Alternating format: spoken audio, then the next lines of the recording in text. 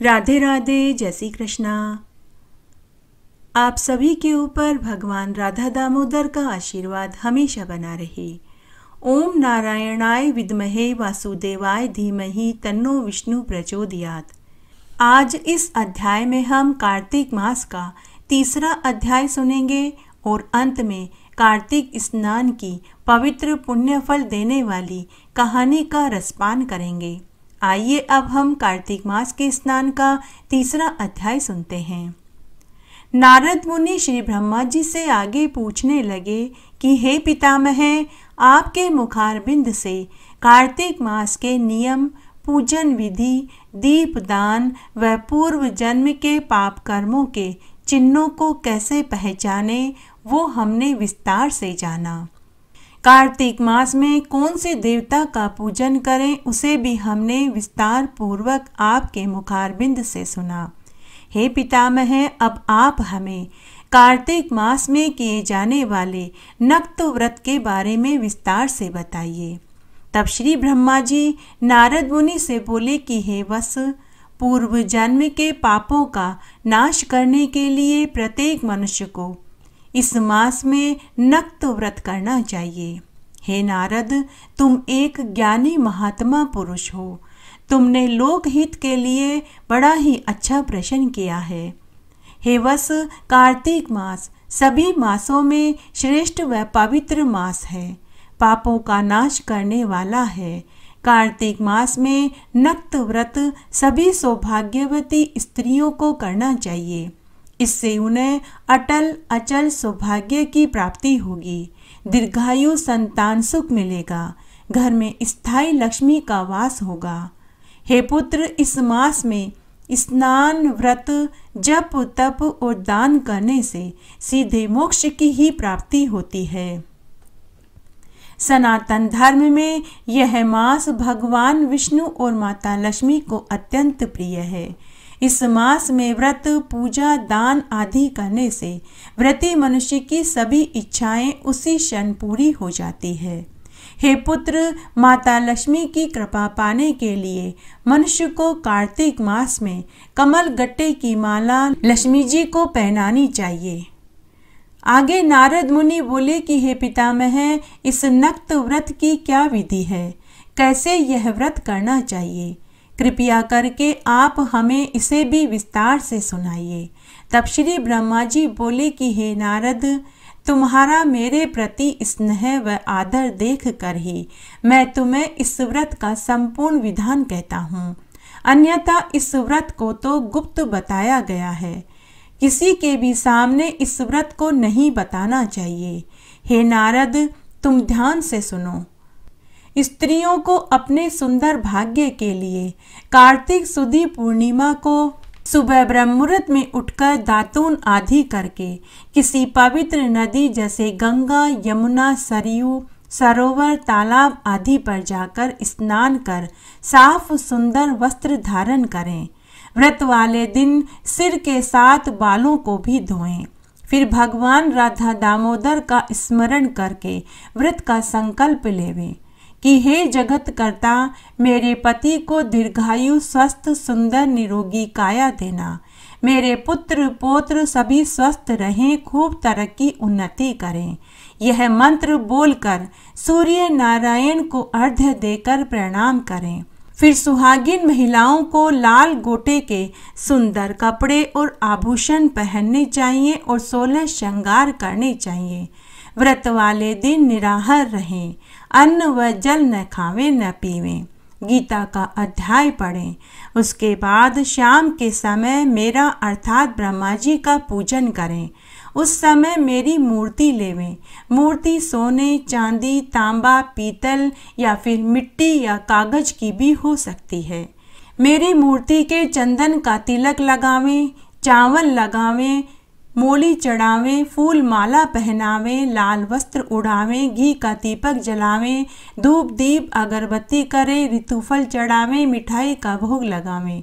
फिर चांदी के पात्र में दूध डालकर सोने की मथानी बनाकर उसको मथें और यह प्रार्थना करें कि हे ब्राह्मण, गाय का दूध, दही, घी, माखन हमें खाने को दो। हमारी संतति बढ़ाओ। धन धान्य सुख कीर्ति यश ऐश्वर्य युक्त मेरे पति को दीर्घायु स्वस्थ आयु प्रदान करो। घर में खूब सारे दास दासियां दो। उसके बाद ब्राह्मण को 56 तरह के स्वादिष्ट पकवान खिलावें। पान सुपारी मुँह शुद्धि के लिए देवें। फिर उन्हें अपनी सामर्थ्य अनुसार दान दक्षिणा देकर संतुष्ट करें। अंत में सम अपने सगे संबंधियों के साथ तारों की छांव में व्रत खोलें। अर्थात यह व्रत ब्रह्मा जी के नाम से अर्थात मेरे नाम से है और इसे नक्त व्रत कहते हैं। यह नक्त व्रत सब कामनाओं को पूर्ण करने वाला, ज्ञानियों को मुक्ति देने वाला व्रत है। भगवान तीर्थ स्नान जप तप दान से इतने खुश नहीं होते जितने कार्तिक मास में नक्त व्रत करने से खुश होते हैं। जो मनुष्य इस दिन ब्रह्मा जी के अर्थात मेरे आगे कपूर जलाता है उसे मैं बड़े से बड़ा यज्ञ गोदान करने जितना फल प्रदान कर देता हूँ। जो व्यक्ति यह नक्त व्रत कार्तिक मास में करते हैं उनके कुल में अगर कोई भी मरता है तो वह सीधा बैकुंठ में ही जाता है। जो केसर कस्तूरी सहित कपूर मुझे अर्पित करते हैं उनके कई वंशज मेरे ब्रह्मलोक में आनंद सुख भोगते हैं। ब्रह्मा जी आगे बोले कि हे नारद, जो स्त्री या पुरुष इस दिन कपड़ा दान करते हैं वे कपड़े के एक एक सूत्र की संख्या के बराबर करोड़ वर्ष तक बैकुंठ में वास करते हैं। जिस स्त्री के हृदय में ब्रह्मा का रूप, मुख में ब्रह्मा का नाम, हृदय में नैवेद्य और माथे में निर्माल्य धारण करते हैं वे सदैव पतिव्रता नारी कहलाती है। इस प्रकार आश्विन शुक्ल पूर्णमासी को स्नान पूजन ब्राह्मण भोजन पंडितों का पूजन सायकाल ब्रह्मा जी का अर्थात मेरा पूजन वस्त्र कुमकुम का दान करके जो प्रार्थना करते हैं और व्रत करके ब्रह्मा जी अर्थात मुझे प्रसन्न करते हैं तो मैं उसे सभी सुख प्रदान कर देता हूँ। ब्रह्मा जी नारद मुनि से आगे बोले कि हे पुत्र, जो कोई भी कार्तिक मास में इस अध्याय को पढ़ते सुनते या सुनाते हैं तो मैं उन्हें अश्वमेध यज्ञ करने जितना फल प्रदान कर देता हूँ। नारद मुनि श्री ब्रह्मा जी से आगे बोले कि हे प्रभु, अब आप मुझे कार्तिक मास में आंवले के महात्म्य को सुनाइए। मैं आंवले के महात्म्य और उसकी महिमा का वर्णन भी आपके श्री मुखार बिंद से सुनना चाहता हूँ। तब श्री ब्रह्मा जी नारद मुनि से बोले कि हे पुत्र, तुम बड़े ही सहृदयी हो।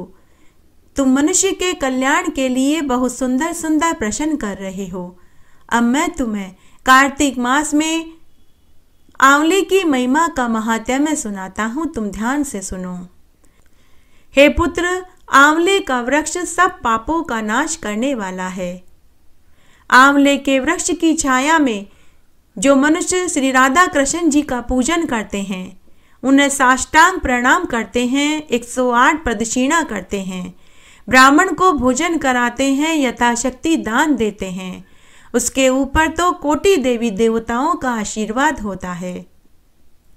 हे नारद, स्कंद पुराण में एक कथा आती है कि पूर्व काल में जब सारा संसार एका अर्णव जल में निमग्न हो गया था, समस्त चराचर प्राणी नष्ट हो गए थे। उस समय देवाधिदेव सनातन ब्रह्मा जी अर्थात मैं स्वयं पर ब्रह्म का जप करने लगा। तब मेरे द्वारा जप करते हुए मेरी श्वासें निकलने लगी। साथ ही भगवत दर्शन के अनुरागवश मेरे नेत्रों से जल निकल आया। प्रेम के आंसुओं से वहां एक महान वृक्ष उत्पन्न हो गया जिसमें बहुत सी शाखाएं और उपशाखाएं थी। वह वृक्ष फलों के भार से लदा हुआ था। सब वृक्षों में सबसे पहले आंवला ही प्रकट हुआ था। इसे आदिरोह कहा गया। इस तरह मेरे द्वारा ही सबसे पहले आंवले का वृक्ष उत्पन्न हुआ। उसके बाद ही समस्त वनस्पतियों प्रजा और देवता आदि की सृष्टि हुई थी। हे नारद, सभी देवता उस स्थान पर गए जहां आंवले का वृक्ष था। उसी समय वहां एक आकाशवाणी हुई कि यह आंवले का वृक्ष सभी वृक्षों में श्रेष्ठ है, क्योंकि यह भगवान विष्णु को सबसे अधिक प्रिय है। इसके स्मरण मात्र से मनुष्य को गोदान का फल मिल जाता है। इसके दर्शन से दुगना और फल खाने से 3 गुना पुण्य प्राप्त होता है।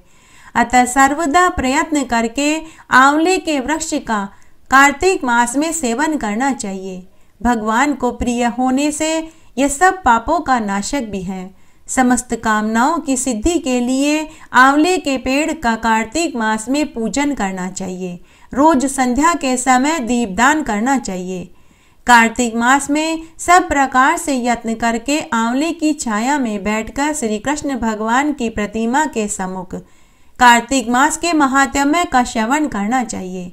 जो व्यक्ति कार्तिक मास में आंवले और तुलसी की माला को धारण करता है, उसे अनंत पुण्य की प्राप्ति होती है। आंवले की छाया में बैठकर दीप माला समर्पित करनी चाहिए। तुलसी के अभाव में आंवले के वृक्ष की पूजा शुभ फलदायी होती है। आंवले की छाया में कार्तिक मास में ब्राह्मण दंपति को अगर कोई एक बार भी साफ मन से भोजन करा देता है, दान दक्षिणा देता है, तो वह अन्न दोष से मुक्त हो जाता है।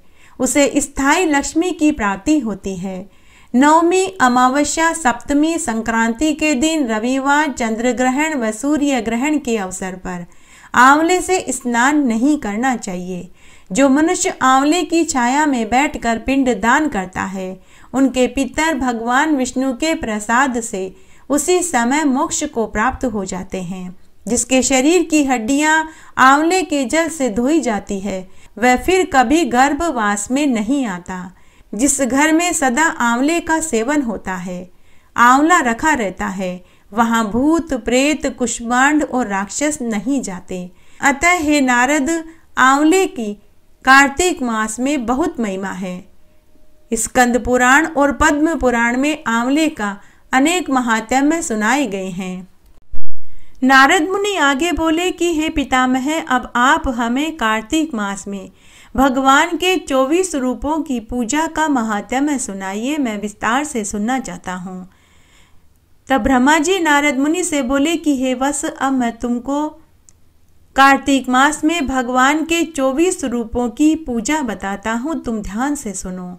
सबसे पहले भगवान केशव की पूजा करनी चाहिए, दूसरे मधुसूदन भगवान की, तीसरे संकर्षण भगवान की, फिर दामोदर भगवान की, पांचवें वासुदेव भगवान की, छठे प्रद्युम्न भगवान की, सातवें भगवान विष्णु की, आठवें माधव भगवान की, नवम अनंत भगवान की, 10वें पुरुषोत्तम भगवान की, फिर 11वें ऐदोषज भगवान की, 12वें जनार्दन भगवान की, 13वें गोविंद भगवान की, 14वें त्रिविक्रम भगवान की, 15वें श्रीधर भगवान की, 16वें ऋषिकेश भगवान की, 17वें नरसिंहदेव भगवान की, 18वें विश्व योनि अर्थात वामन भगवान की, 20वें नारायण भगवान की, 21वें पुंडरीकाक्ष भगवान की, 22वें उपेंद्र भगवान की, 23वें हरि भगवान की, 24वें भगवान कृष्ण की पूजा करनी चाहिए।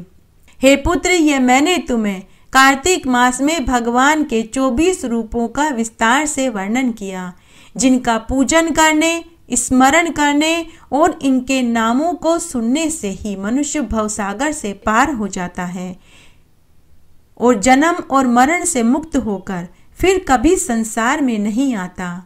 भगवान के इन 24 नामों को पढ़ने और सुनने मात्र से ही उस मनुष्य के सभी पाप नष्ट हो जाते हैं।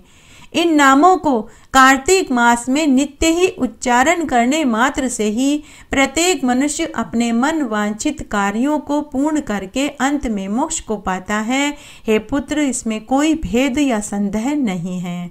ब्रह्मा जी आगे बोले कि हे देव ऋषि नारद, हे पुत्र, कार्तिक मास में जो मनुष्य भगवान के निमित्त किसी इष्ट वस्तु का त्याग करता है, वह अनंत फल को पाता है।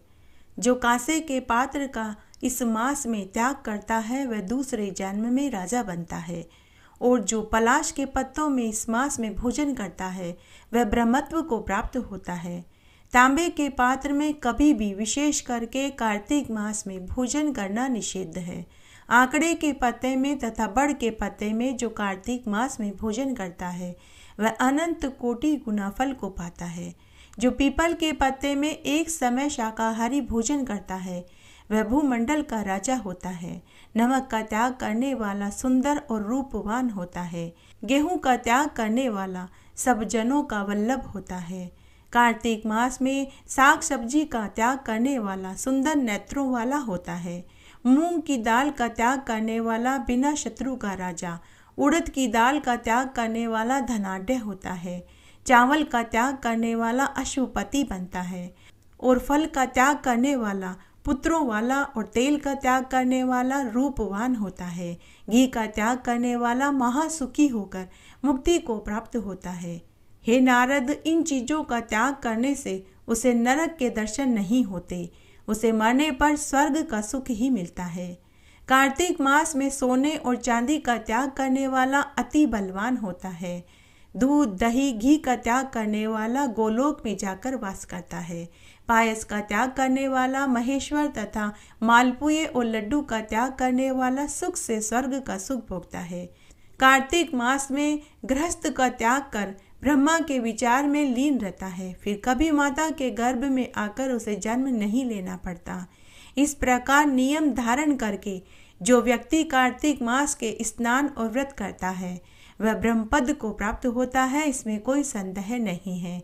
कार्तिक के व्रत को धारण करने वाला नित्य हवन करे, ब्राह्मणों और साधु जनों की सेवा करे, श्रद्धा से धर्म के कार्य में तत्पर रहे, अच्छे लोगों की संगत करे, विष्णु भगवान का पूजन करे, सत्य बोले, हृदय में हमेशा दया रखे, मीठे वचन बोले, बड़ों का आदर करे, चरित्र को शुद्ध रखें, नित्य वेदों का पाठ करें, अपने धर्म में तत्पर रहें, क्षमाशील रहें, इंद्रियों को वश में रखें, काम क्रोध लोभ मोह माया का त्याग करें, प्रत्येक शुभ कार्य भगवान विष्णु को अर्पण करके करें।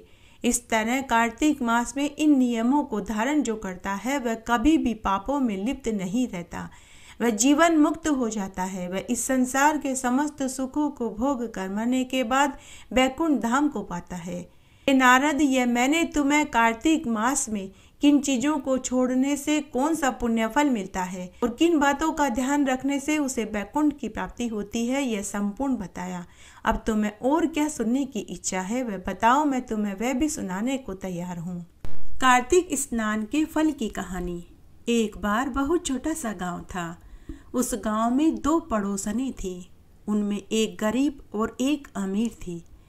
गरीब पड़ोसन बड़ी ही धार्मिक प्रवृत्ति की थी। वह हर साल कार्तिक मास में तारों की छांव में स्नान करती, सूर्य नारायण भगवान को अर्घ्य देती, तुलसी जी को सींचती, पुनः शाम को तुलसी जी में दीप दान करती और तारों की छांव में व्रत खोल लेती थी। अपनी सामर्थ्य अनुसार दान पुण्य भी करती थी। जबकि अमीर पड़ोसन बड़ी ही झगड़ालू घमंडी प्रवृत्ति की थी। वह कोई व्रत उपवास नहीं करती थी। एक बार उनके गांव में अकाल पड़ गया। कई सालों से बारिश नहीं हुई तो गांव के सभी लोगों को पीने का पानी लाने के लिए कई कोस दूर जाना पड़ता था।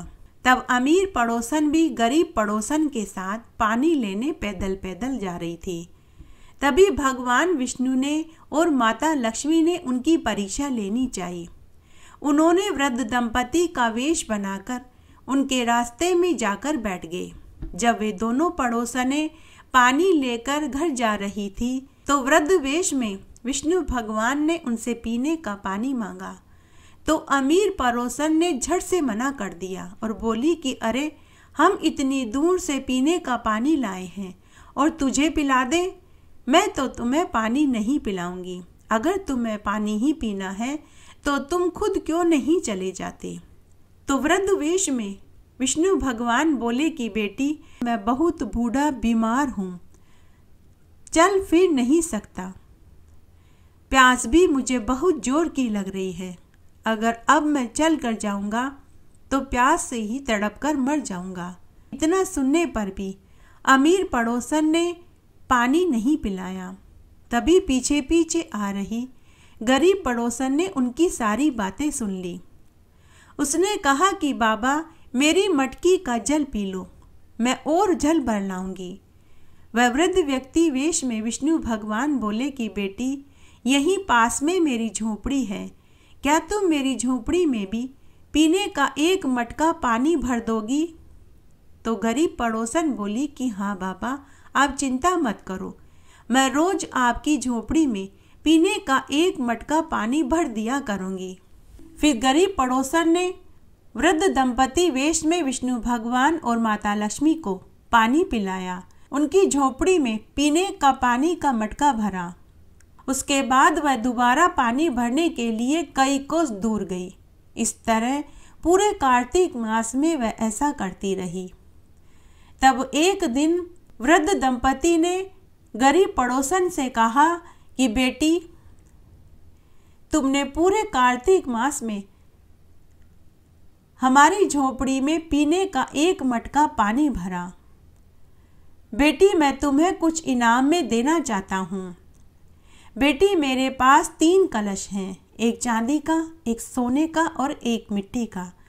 तुम इन तीनों में से जो भी कलश चाहो तुम ले जा सकती हो।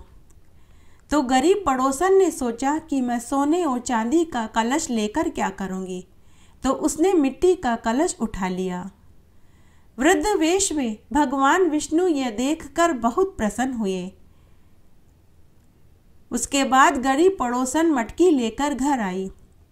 उसने मटकी को उल्टा रख दिया और रात्रि में सो गई। सुबह जब वह सोकर उठी तो उसने उसी मटकी में पानी भरने के लिए उठाया तो उसके नीचे से उसे खूब सारे सोने चांदी हीरे मोती का ढेर मिला। गरीब पड़ोसन कुछ ही दिनों में अमीर हो गई। जब उसकी अमीर पड़ोसन को पता चला तो वह गरीब पड़ोसन के पास भागी भागी आई और अमीर होने का राज पूछने लगी। गरीब पड़ोसन बड़ी ही भोली थी, उसने पूरी सच्चाई बता दी। उसी समय अमीर पड़ोसन वृद्ध दंपति की झोपड़ी पर पानी का मटका भर कर लेकर गई और बोली कि अरे बाबा, मुझे माफ़ कर दो, मैंने आपको पानी पिलाने की मना करी थी। बाद में मुझे अपनी गलती का एहसास हुआ तो मैं आज आपके लिए पीने का पानी का मटका लाई हूँ। वृद्ध दंपति वेश में विष्णु भगवान और माता लक्ष्मी मंद मंद मुस्कुराने लगे और बोले कि बेटी, कोई बात नहीं, अगर पानी ले ही आई हो तो हमारे मटकी में पानी भर दो। अमीर पड़ोसन ने उनकी मटकी में पानी भर दिया और खुद की खाली मटकी को जानबूझकर दीवार के अड़ा कर के फोड़ दिया और झूठ मूठ में रोने लगी। वृद्ध व्यक्ति वेश में विष्णु भगवान ने पूछा कि बेटी, मटकी ही तो फूटी है, तुम क्यों रोती हो? तो अमीर पड़ोसन बोली कि बाबा, मेरी सास और ननद बहुत खराब हैं, वो मुझे मटकी के लिए बहुत ताने देगी और मेरे साथ झगड़ा करेगी। वृद्ध व्यक्ति वेश में भगवान विष्णु ने पता लगा लिया कि इसके तो कोई सास ननद ही नहीं है और मटकी फोड़ने के पीछे का रहस्य भी पता लगा लिया। तब वृद्ध व्यक्ति वेश में विष्णु भगवान बोले कि पुत्री, मेरी झोपड़ी में 3 मटकियां पड़ी हैं, तुम उनमें से कोई भी एक मटकी ले जाओ।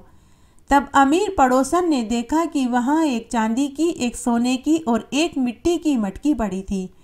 अमीर पड़ोसन मन ही मन सोचने लगी कि मेरी पड़ोसन तो बड़ी ही पागल थी जो मिट्टी की मटकी लेकर गई थी, मैं तो सोने की मटकी लेकर जाऊंगी। तब अमीर पड़ोसन सोने की मटकी लेकर घर आई। उसने भी उस मटकी को उल्टा करके रख दिया। पूरी रात अमीर पड़ोसन को नींद ही नहीं आ रही थी, यह सोचकर कि उसके पास भी बहुत सारा धन हो जाएगा। सुबह जब वह सोकर उठी, उसने सोने की मटकी उठाकर देखी तो वहाँ बहुत सारे जहरीले सांप, बिच्छू, कीड़े ही कीड़े हो गए, पूरे घर में फैल गए। वह भागी भागी उस वृद्ध व्यक्ति की झोपड़ी पर गई, लेकिन वहाँ न कोई झोपड़ी थी और न ही कोई वृद्ध दंपति था। चारों तरफ धूल ही धूल उड़ रही थी। अमीर पड़ोसन वहीं बैठकर रोने लगी कि तभी वहाँ आकाशवाणी हुई। आकाशवाणी ने कहा कि अरे लालची औरत, तूने अपनी जिंदगी में किसी का भला नहीं किया, न कभी किसी प्यासे को पानी पिलाया, न किसी भूखे को भोजन खिलाया, न किसी नंगे को वस्त्र उड़ाए, नहीं तूने कोई व्रत उपवास दान पुण्य किया। अब मैं तेरे घर में से सांप बिच्छू की माया तभी हटाऊंगा जब तू अपने धन में से आधा धन गरीबों को दान करेगी। तब अमीर पड़ोसन ने अपने धन में से आधा धन गरीबों में दान किया। तभी भगवान विष्णु ने उसके घर में से सांप बिच्छू की माया हटाई। हे विष्णु भगवान, जैसे आपने गरीब पड़ोसन को कार्तिक मास के स्नान का फल दिया, वैसे सबको देना, कहानी कहने वाले को, सुनने वाले को और हुक्कारा भरने वाले को। आइए अब हम कार्तिक मास के स्नान की कहानी का रसपान करते हैं। एक बार बहुत पैसे वाला एक बनिया था। वो अपने व्यापार के सिलसिले में अलग अलग देशों की यात्रा किया करता था। तब एक बार वह अपने व्यापार के लिए कन्नौज जिले में गया। कन्नौज इत्र के लिए बहुत मशहूर था। तब बनिए ने अपने गुरुजी के लिए कन्नौज से महंगा वाला इत्र खरीदा। इत्र लेकर बनिया अपने गुरुजी के आश्रम में गया। उस समय गुरुजी आश्रम में नहीं थे। तब बनिए ने गुरुजी के चेले और शिष्यों से पूछा कि गुरुजी कहाँ मिलेंगे। तो उन्होंने कहा कि गुरुजी तो यमुना तट पर तपस्या करने में लीन हैं। बनिया उसी समय यमुना नदी के तट पर पहुंचा। तो बनिए ने देखा कि गुरुजी तो यमुना तट पर समाधि लगाए हुए बैठे हैं। बनिया वहीं गुरुजी के ध्यान से उठने का इंतजार करने लगा। 2 दिन बाद गुरुजी की समाधि टूटी। तो बनिए ने गुरुजी को प्रणाम किया और कहा कि गुरुजी, मैं आपके लिए कन्नौज से बहुत खुशबूदार इत्र लाया हूँ। गुरुजी ने कहा कि अच्छा, बताओ कहाँ है। गुरुजी ने इत्र की शीशी बनिए से ले ली और उसे यमुना नदी में उड़ेल दिया और फिर से आंखें बंद करके समाधिस्थ हो गए। बनिया यह सब देखकर चकित रह गया कि गुरुजी ने न तो मेरे इत्र को सूंघा, न ही अपने कपड़ों पर लगाया, वरन पूरी इत्र की शीशी यमुना नदी में ही उड़ेल दी। बनिया वहीं बैठा रहकर गुरुजी के उठने का फिर से इंतजार करने लगा। बीच बीच में बनिया वहां से उठता। भूख लगती तो जंगल के कंद मूल फल खा लेता। प्यास लगती तो यमुना का जल पी लेता। नींद आती तो वह वहीं सो जाता, लेकिन वह घर नहीं गया। गुरुजी से इसका कारण जानने के लिए वह वहीं बैठा रहा और वह मनी मन सोचने लगा कि जब भी गुरुजी उठेंगे तो मैं उनसे इसका कारण पूछूंगा। 10 दिन बाद गुरुजी समाधि से पुनः जागे और बनिए से बोले कि पुत्र, कहो तुम्हें क्या पूछना है। मैं तुम्हारी वजह से ही समाधि से जल्दी उठा हूँ। गुरुजी के चेहरे पर उस समय एक अलग ही तेज की कांति चमक रही थी। आंखों में सुकून और होठों पर मधुर मधुर मुस्कान थी। बनिए ने गुरुजी से कहा कि गुरुजी, मैं इतनी दूर से आपके लिए महंगा वाला खुशबूदार इत्र लाया था, लेकिन आपने उसे न तो सूंघा, न ही आपने उसे अपने कपड़ों पर लगाया, वरन आपने पूरी इत्र की शीशी यमुना नदी में उड़ेल दी। गुरुजी, आपने ऐसा क्यों किया? तो गुरुजी मंद मंद मुस्कुराते हुए बोले कि हे पुत्र, तुम्हारे इत्र में तो जादुई शक्तियां थी। तुम्हारे इत्र की वजह से ही मुझे भगवान कृष्ण और राधिका के दर्शन हुए। मैं अभी अभी भगवान कृष्ण की रासलीला देख कर आ रहा हूँ। बनिया टुकुर टुकुर गुरुजी की ओर देख और सुन रहा था। उसे गुरुजी की बात पर विश्वास ही नहीं हुआ। गुरुजी बनिए के हाव भाव को देखकर समझ गए कि बनिए को उनकी बात पर अविश्वास हो रहा है। तब गुरुजी ने कहा कि पुत्र, तुम्हें इसकी सत्यता का पता तभी चलेगा जब तुम स्वयं देखोगे। पुत्र, तुम अभी जाओ, मथुरा वृंदावन में जितने भी कृष्ण और राधिका जी के मंदिर हैं वहां दर्शन करके आओ। बनिया उसी समय मथुरा वृंदावन गया। वहां सभी कृष्ण और राधिका जी के मंदिरों के उसने दर्शन किए तो उसने सभी जगह एक ही बात महसूस करी कि सभी मंदिरों में उसे एक ही तरह के इत्र की खुशबू आई। यह देखकर वह बनिया भी भगवान कृष्ण और राधा जी का पक्का भक्त बन गया और उसने भी घर बार का त्याग कर दिया और मथुरा वृंदावन में ही रहने लगा और वहीं भगवान के कृष्ण के नाम का जाप करने लगा और वह मरने के बाद गोलोक को प्राप्त हुआ। इस तरह आज हमने कार्तिक मास के महात्म्य का तीसरा अध्याय सुना। आशा करती हूँ यह आपको जरूर पसंद आएगा। मेरे साथ बने रहने के लिए आपका धन्यवाद। आगे आने वाली कथा कहानी के लिए भी आप इसी तरह मेरे साथ बने रहें। धन्यवाद।